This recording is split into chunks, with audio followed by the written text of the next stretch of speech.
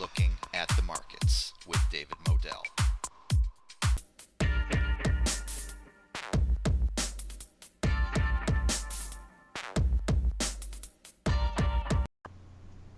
Welcome to Looking at the Markets with David Modell. Today my special guest is Mr. Lior Gantz from wealthresearchgroup.com. He is a frequent guest of mine, and I'm really privileged and honored to have him back with us. So welcome back, Mr. Gantz. Hey, thanks for having me, David. Always a pleasure to have you here. There's so many topics in finance that I want to talk about today. I don't even know where to start. So, well, you know what? Why don't we start with the bond market, since so many people are talking about it. With rising interest rates and inflation ticking higher, the bond market could tank by 50% potentially over the next decade. Could this be the greatest financial crisis in history? You know what? I talked about this in the past 2 weeks, even on other channels as well. This is probably one of the most important topics in the coming decade for sure. And I'll tell you why. Interest rates have been going down since 1982. The federal funds rate was back then about 20%. If you remember, at the end of the 80s, to curve the inflation, Paul Volcker raised interest rates to very high levels.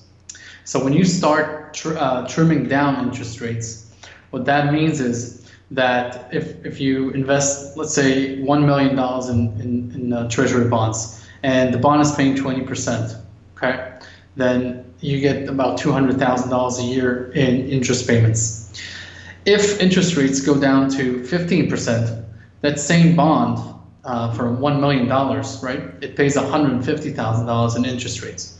If you wanted to still pay you $200,000, then you need to pay more for the bond. So bond prices, they go up when interest rates go down, because in order to achieve the same yield, you need to pay more and buy more bonds, right? The flip side is true when interest rates rise. So if you buy $1 million worth of bonds and they pay 2%, then you earn $20,000 a year in yield, in interest payments. But if interest rates are going up to 4%, now you get $4,000 worth of interest rates. What that means is the holder of the bond that says 2% on it he now has to buy $2 million worth in order to be able to generate that 4% that you earn or the $4,000 that you earn on your bond. Or if you want to look at it in a different way, the market will only pay you $500,000 for your bond because it can generate only $2,000, and it can pay somebody else it can pay the Treasury Department $500,000 and get a 4% interest rate bond. So I hope I made myself clear. When interest rates rise, you get more yield on your bond, and therefore bonds that have lesser yields should be priced less when they come to maturity and the bondholder wants to sell it, right? And that is exactly the situation that we're in right now. Think of the trillions of dollars that are invested globally in bonds. Just understand that bonds have performed better than stocks for the past 25 to 30 years.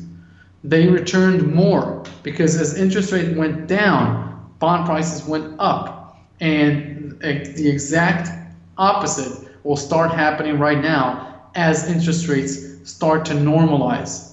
So not only are bond prices going to go down, but when you raise interest rates, you're creating a situation where the borrowing costs for indebted nations are horrible.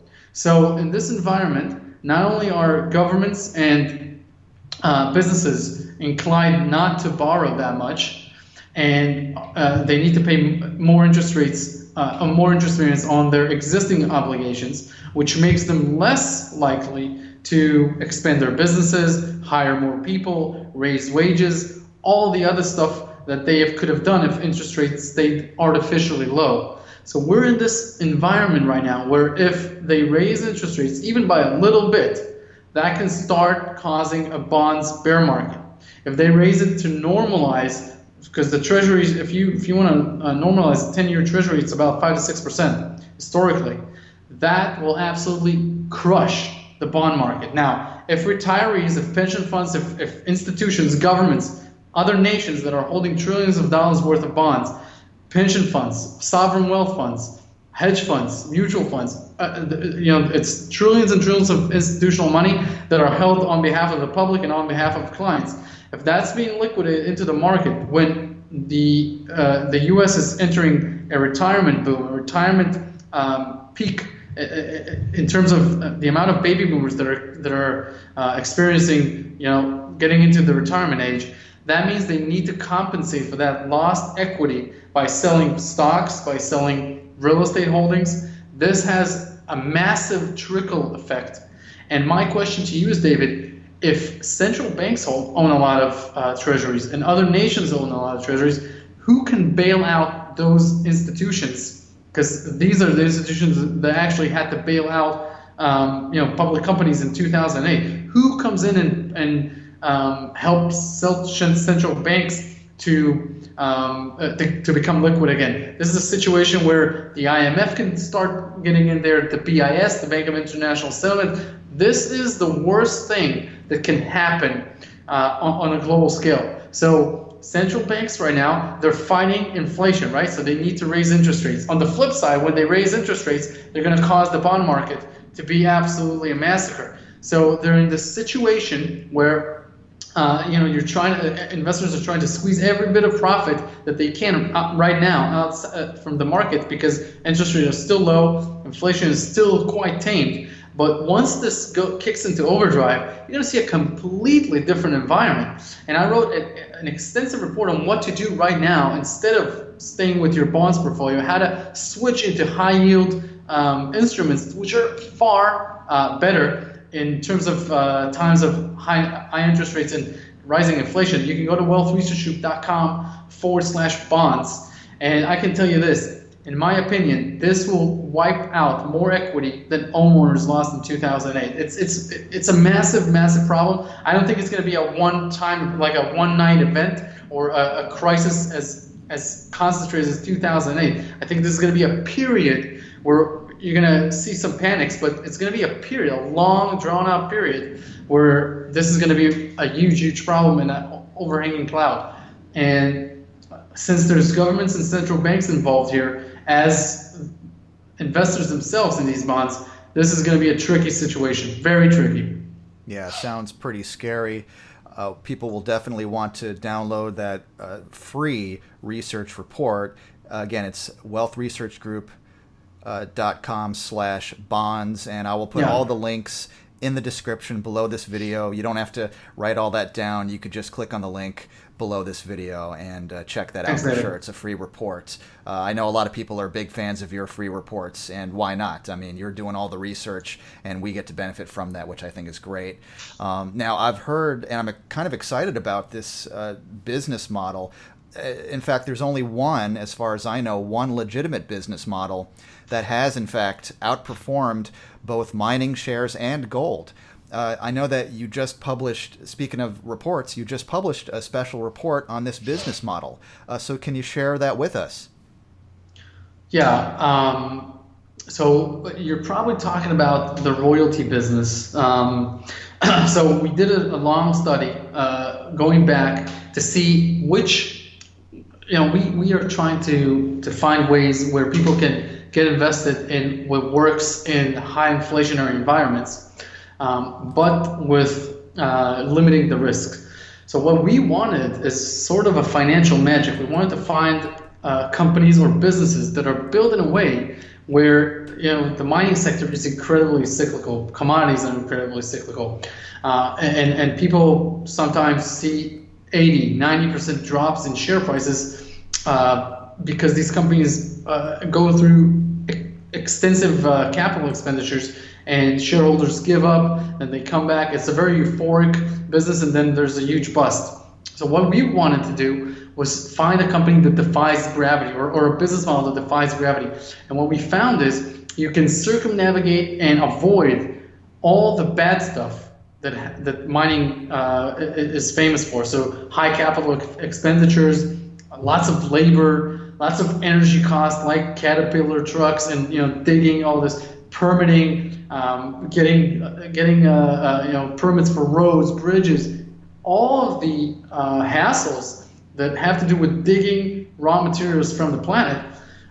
So we wanted to find a company that is exposed to the explosive upside of that business, but without all of these risks and overhead.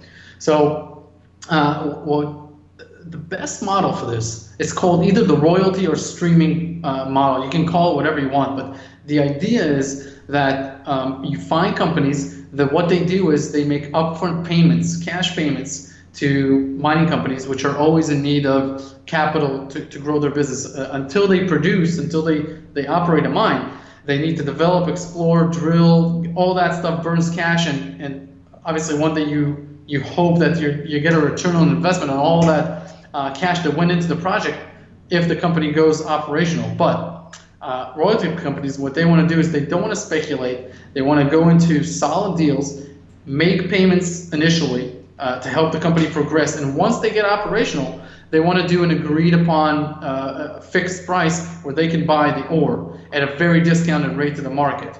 So they either contract that in exchange for, let's say, $100 million, when the company that gets the funds is operational, they'll buy their silver ounces for $6 an ounce or $7 an ounce, right, and sell them back to the market for whatever the market price is at that point. So it's an amazing model, because if the mine expands, if the company that is operating succeeds, that is something that wasn't anticipated before. If the life of the mine is longer than you thought, you didn't expect it before, the royalty, the streaming of that agreement continues on and on and on, and you can spread the risk by getting into many of these. So I love that model. And I've seen it happen in oil and gas. I've seen it happen in precious metals. Now I see it happening in industrial metals and other commodities. And we wrote a report on this, on the top, big established big companies, just so people can understand how profitable this is. Because one of the companies that I personally invested in 2008 is already up 400%. It hasn't played the cyclical ups and downs like the gold market itself has. So it outperformed the spot price, outperformed all the miners, the ETFs, all the managed money. It was a one-button click, and you got a better exposure than what people are spending tons and tons of time looking for that magic company. Well, this model is just better than the rest. You can go to wealthresearchgroup.com/royalty. To get more information, like a lengthy report on this. But what I really love, David, and I talked to you off the air about this, is the fact that I wanted to find a commodity that hasn't been tapped by this business model before, that no company has attempted to create a royalty business in that commodity. It took us months to realize that there is such a company and such a business. So we're excited that now we found this opportunity. Yeah, that sounds like a great opportunity. And again, that's wealthresearchgroup.com/royalty if you want to learn more about the royalty business model. And that is yet another free report from wealthresearchgroup.com. All these links are in the description below the video. You can just click on them. All right, so wanted to shift gears a little bit, want to go into the stock market. I know you have a very contrarian view of the stock market. So what's going on? For a long time, the stock market is already into its longest bull market in history. In 6 months, it's going to be the longest bull market in history. So if we don't see a surprise 20% drop, this is the longest ever. But it's also one that most people didn't anticipate. So if you go back to 2009, 10, 11, 12, 13, 14, right? For 5 years, people were saying this cannot continue. This cannot continue. The fundamentals are not there. So this is called the most hated bull market in history. And I'll tell you what, it's going to be even more hated, because right now, in terms of valuations, we went back like 3 years. because the January and February corrections have taken stocks prices down. Interest rates have gone up a bit, so in terms of how it's priced against bonds, stocks again look a little more juicy. And with tax cuts, virtually every corporation in America has, it's going to have in 2018 much more cash flow because it will pay less taxes. So I think the stock market has room to grow. In fact, I would be surprised if we see the major indices, the S&P, the NASDAQ, and the Dow, go up 50% from here on.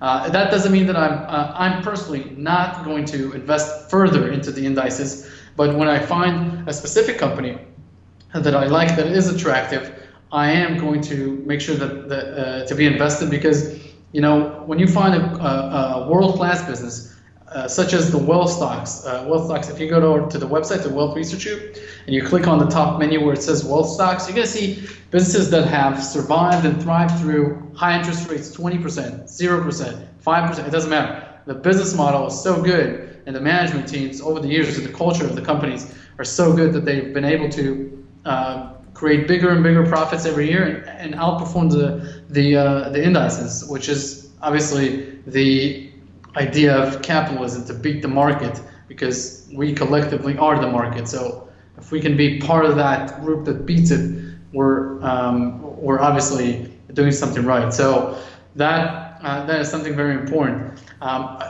What else is truly unique, David, is the fact that if you look at what's going on right now in the U.S., the cannabis market is absolutely biting into the other recreational entertainment type beverages and alcohol, etc. They're biting into these companies' profits, and the fact that it's not federally legal yet is not interrupting big publicly traded companies to make investments into cannabis. But what is important on the flip side, so I see alcohol companies suffering in the near future if they don't make acquisitions. That's something you want to avoid personally. If don't buy the big alcohol companies. They're going to be suffering from sales declines, etc., while cannabis thrives. But on the flip side, banks cannot enter this space currently. Cannabis companies are finding it hard to even open bank accounts, not even ask for a loan, but open the bank accounts. And so what we tried to find, and this has been going on for months now, we tried to find a company that is in the royalty business and in a commodity that hasn't been explored before, that commodity being cannabis. And the reason I'm telling you this is because royalty companies are basically acting as merchant banks. If they make an upfront payment to a company and then expect something in return, that is basically acting as a bank, as a loan, as a funder, as a funding institution. And I have tracked a company through its when it was still private. Now it's just commenced trading. It is now publicly traded, and that is exactly what it does. And it does it in California. So it funds companies in the cannabis sector without being a part of the of the cannabis process itself. So it doesn't grow, it doesn't refine, etc. It just creates royalty streams with cannabis companies or ancillary companies, so companies that have software that has to do with the supply management, etc. And this is the purest royalty company in that business. I've just spoken to the CEO, probably a day ago now, and what I love is the fact that they already have 3 royalty streams in play, but they're in the startup phase. So once the income starts kicking in, I believe that institutional money will start to look at this company, because it's a great way to get into the cannabis industry without getting into the booms and busts of growing crops and everything that has to do with agriculture. It's a royalty business which is already known to be an exceptionally profitable model. So I'm very excited about this. The company's name, by the way, is Canna Capital Corp. You can definitely look them up. In fact, if you want to look at our own 91 days research of the company, and including everything that we talked with management team, you can go to wealthresearchgroup.com/cannabis. I just like the fact that they already started to trade in the U.S. as well. So I think that U.S. investors will start looking at this company. It's very unique. There is no other royalty company operating in California in such an early stage. That's fascinating. So we're talking about Canna Capital Corp, and it is involved in funding for the cannabis industry rather than trying to be a licensed producer itself and getting involved in all the pitfalls of that. That sounds like yeah. They're funding in exchange for royalties. So they're not loaning the money and working on interest. They're working on all the future revenues, all the future growth is baked in the cake. So you make one-time payment, but if that company expands, that company that got the upfront payment and becomes an important player, then that royalty stream can be much larger than expected originally. And that's the beauty of making upfront payments to high-quality companies, and the fact that there are no competitors. So cash-strapped companies need to go to Canna Capital instead of to Bank of America because they can't get a loan. That is something that is important because you get all these companies coming to you, and you get to pick and choose. You're not worried that they'll go to the competition because there's virtually none.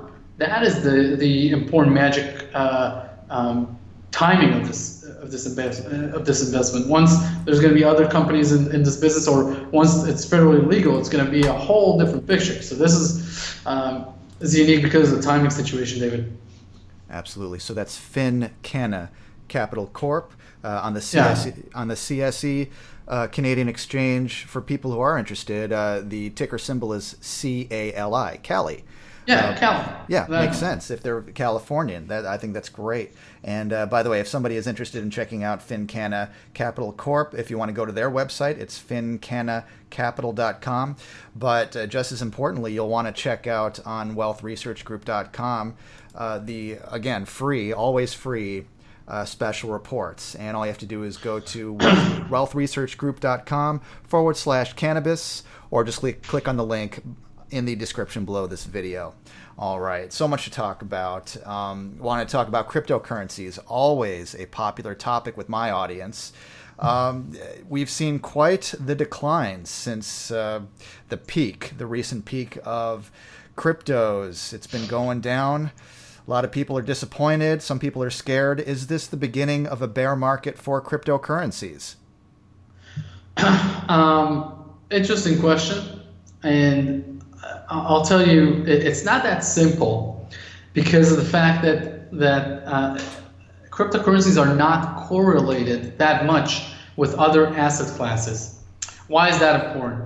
For example, if you look at stocks and bonds, when there's rising interest rates for bonds, then people sometimes say, okay, let me sell a bit of my portfolio, my stocks portfolio, and get great income on bonds. So bonds and stocks have a correlation. Every asset class in the world has correlation to other asset classes. But because cryptocurrencies are new, they haven't formed these historical relationships. So you don't know what happens when, for example, there's higher inflation. Will cryptocurrencies be better or worse off? What happens when the stock market tanks? Will this prompt people to sell their cryptocurrencies in order to cover their stocks, or will they run from stocks and get into cryptocurrencies? All these questions are open, right? Nobody knows the answer because there is no historical precedence of human behavior.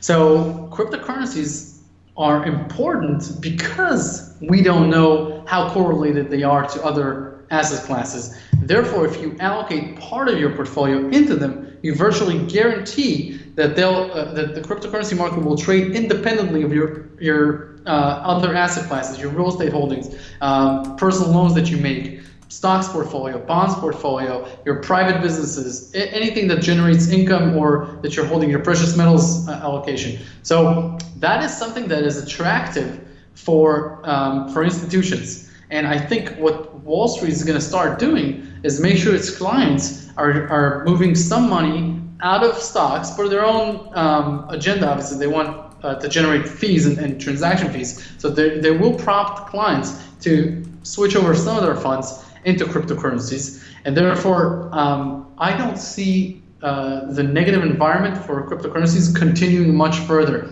We've already seen a big smash. We've already seen a lot of the altcoins, the other projects. Basically, I don't like calling them altcoins because most of them are never going to be coins. They're just tech projects. They're trying to solve a problem for a niche environment. So with those who will survive and remain attractive, I think they'll have a bright future because there's going to be so much money going into them. What is getting harder right now is the fact that the regulations are driving away the core anarchists or the people who believe that this will be totally decentralized and no government will be able to touch it. It's a little naive, obviously, because all of us are sitting and residing in some sort of a jurisdiction. It's not like we can create something that has no jurisdiction, no rule of law, and no regulations. Maybe in a small environment, if it was 10 to 20 people on an island, they can do whatever they want. But for an asset class as big as cryptocurrencies, you've got to have rules of engagement. You've got to have something that people, institutions, there's got to be some recourse. What happens if somebody uses cryptocurrencies for something that's illegal? What do you do with this person? Who is to blame? Who's got the responsibility? Where can the authorities come in here?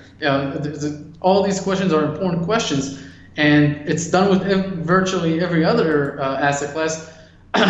It shouldn't be, cryptocurrencies shouldn't be excluded, but their technology is so advanced that it's hard to do, and therefore that's kind of their value, right? They provide a lot of value because they give you the ability to stay outside the system for prolonged periods of time. So if you take a look at Venezuela, for example, cryptocurrencies were very important for people. So it's a technology-based community, and it will fluctuate in regards to how much people are willing to pay to get involved by the level of their trust of fiat currencies, by how important it is to have cheap transactions. There's many utilities that cryptocurrencies provide, and therefore I don't see this stopping. There is no reason for cryptocurrencies to stop growing in price in general, but 90% of them will not be here. We don't, the world doesn't need to use all of these projects, but it does need the technology behind the best ones because there is a real need for them. They are superior to other products on the market. So definitely a bright future. Definitely with institutional money coming in there, it's going to be more valuable as an asset class. And I see this maturing. It's a technology. Every day there's new advancements and progress being done, and that provides value. What is important to understand is on the flip side, blockchain technology is not in fear of getting banned, shut down. No one's trying to create any regulations on it. It's not being put to any test.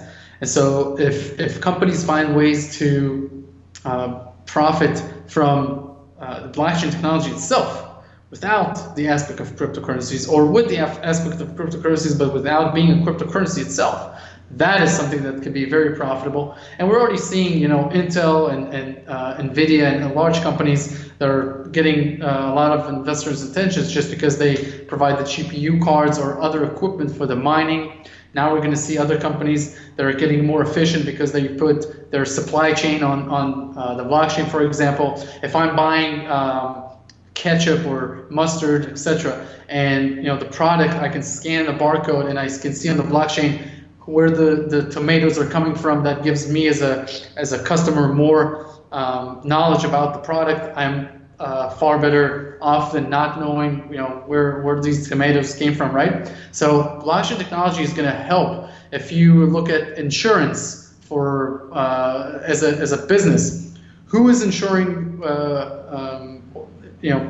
like oil tankers? Who's insuring the oil once it's loaded into the boats, once it's transferred into other boats, once it docks, etc. Everything's going to be on the blockchain, and that's going to be helpful for companies going forward. So blockchain technology definitely something to look at if you can find companies that are monetizing it.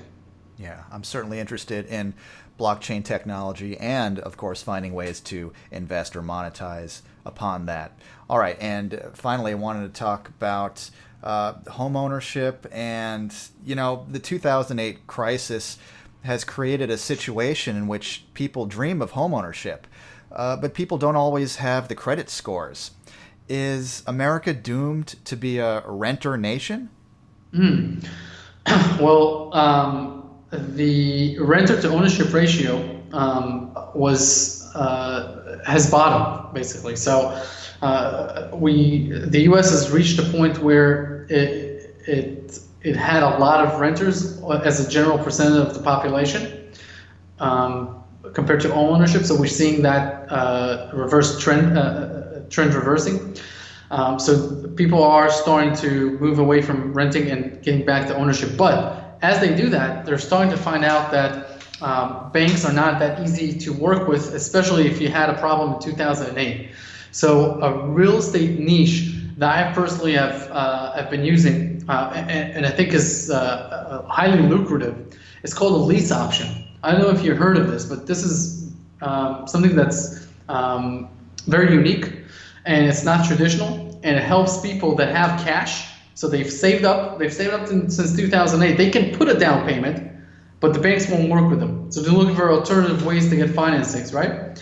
So what you can do as an investor is find a solution for them. And if you want the full report, like the full strategy, I actually put it down on paper. You can go to wealthresearchu.com/niche, just because I think it's a real niche. It's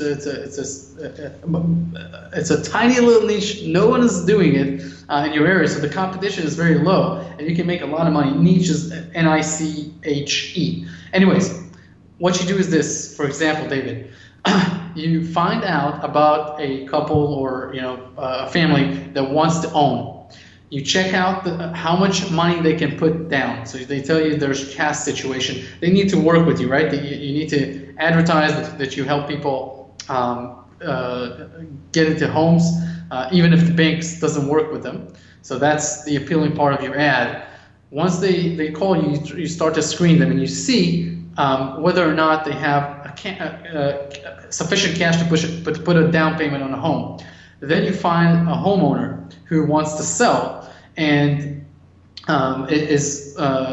you just can't find the right buyer, basically because he's trying to get premium dollar, like top dollar, and the market doesn't want to, right? So you help the seller get a better price, because these people want to own a home, but they know they need to pay a little premium because banks won't work with them. So it's a win-win for both of them. They get into the house, they know that they're going to need to pay a little more, and he gets to sell his house. How do you do that, and what do you get in the middle? So you contract with the seller a given price, but he doesn't get all of it at the outset. So he becomes a sort of a bank for the buyer. He gets an upfront payment, a down payment, then he gets a monthly payment from them.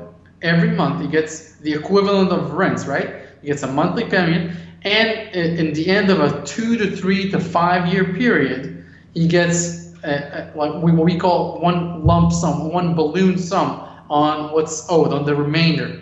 Now the reason this works is because the buyer is able to go to the bank and show that, hey, for a few years now, I've been making payments on this house, so please loan me the money. And it's easier for them to get a loan. It works for him, for the seller, because he gets everything, all of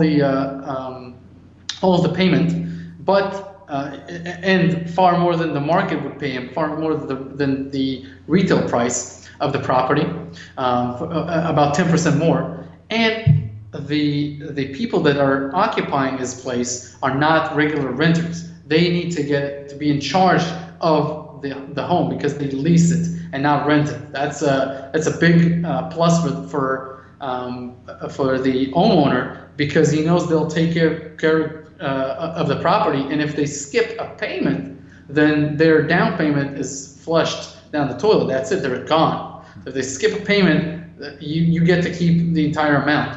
So it's a great situation. Now, what you have to do is in the middle is broker this. So if they have $10,000 as a down payment to give the seller, you can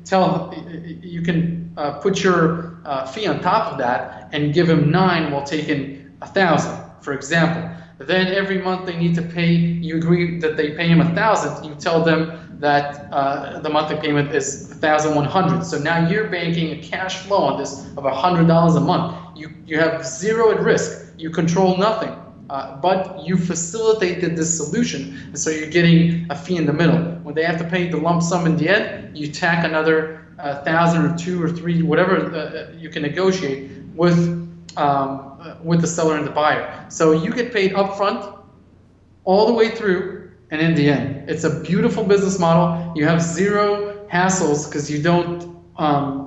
You just put this lease together, and then you're out of the picture. So it's a beautiful scenario that you're creating, and you get paid at the outset, all through the middle, and at the end. And you can do this with 3, 4, 5 times a month. It's a beautiful strategy. But obviously, you got to really become an expert to deploy it in the right way and match these people together. No one else is doing it in your marketplace, which is why it's a very valuable strategy, because the competition will be quite low. You can, if you want like the full detail, like the step-by-step and then a case study scenario, just go to wealthresearchgroup.com/niche. You can kind of see like a case study of a real deal. Well, I'll definitely put that link in the description as well. That's wealthresearchgroup.com/niche, NICHE, or just go to the link below in the description of this video and click on it. It'll take you right there. Yeah. Thanks, David. Yeah.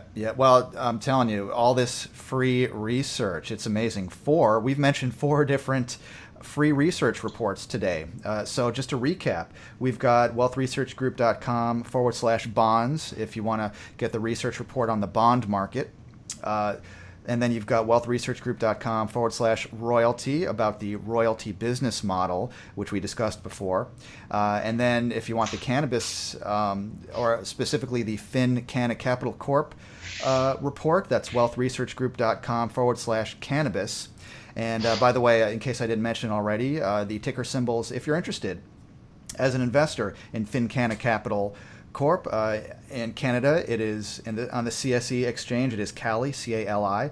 And I should also mention in the United States, on the OTC markets, it is FNNZF.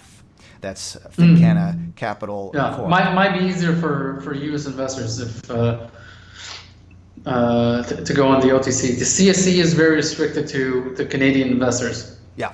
So that's FNNZF in the United States. If you want to look into the OTC markets version of that. And then finally, what we just discussed was the real estate niche. And so appropriately enough, it's if you want the research report, it is free. wealthresearchgroup.com/niche. Makes sense. NICHE. And if you don't want to type all that out, then you could just go to the links in the description below this video. And just while you're there, check out wealthresearchgroup.com and all the free and amazing information on there. Wow, so much to think about. I've learned so much today. That's why I always learn so much whenever I bring you on here. And it's always a pleasure and an honor. Lior Gantz, did I forget to mention anything today? No, I just like to thank you for giving the audience and the stage. In the past 2 years, I've changed my life because I used to work to manage money for such a tightly held group of people. 20 clients, and that's it. 20 high net worth clients. And 2 years ago, I decided to do this on like a larger scale, to share research with a broad audience, and it's very satisfying. And I'm glad that you have given me some stage to share my research and my work. Yeah, I totally agree. I don't think this deep level research should be restricted only to high net worth clients, although they deserve the research as well. But I'm glad that you're opening it up to the regular guy like me. So I think it's fantastic. I've been speaking with Mr. Lior Gantz from wealthresearchgroup.com. Go ahead and click on all those links for all of the free special reports there. You got nothing to lose and everything to gain, and so much to learn. Thank you, Mr. Gantz. You're welcome back anytime here. You're welcome back anytime, absolutely, on Looking at the Markets. Thanks a lot. Hey, thanks, David.